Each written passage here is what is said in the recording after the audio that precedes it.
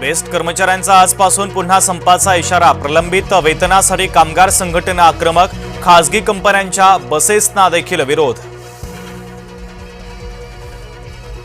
मराठी न येणाऱ्या rickshaw taxi चालकांवर आजपासून कारवाई। सुरुवातीला 1 महिन्याची नोटीस देण्यात येणार। मराठी न आल्यास लायसन्स रद्द होणार।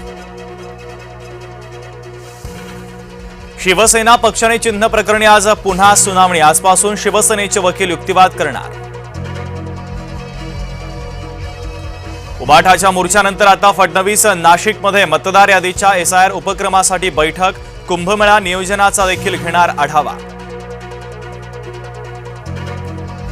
नवनाथ वाघमारे यांना अटक करा। मराठा समन्वयक गंगाधर काळकुटेंची मागणी। तर वाघमारेंना मराठा स्टाईलनं उत्तर देण्याचाही दिला इशारा।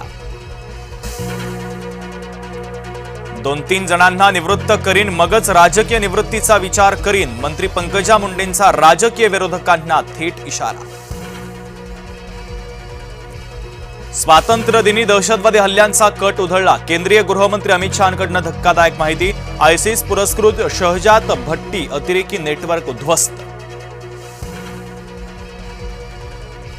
भारतीय जनता पक्षाची नवी टीम जाहीर। विनोद तावडे राष्ट्रीय सरचिटणीस, तर महाराष्ट्रातून भारती पवार यांनाही केंद्रीय कार्यकारिणीमध्ये संधी। 26 दिवस चाललेलं झारखंडचं विद्यार्थी आंदोलन अखेर संपलं। झारखंडचं काँग्रेस आघाडी सरकार विद्यार्थ्यांच्या समोर झुकलं। शरद पवार आणि नितीन गडकरी एकाच व्यासपीठावर। पुण्यामध्ये पुस्तक प्रकाशन सोहळ्याच्या निमित्तानं दोन्ही नेते एकत्र।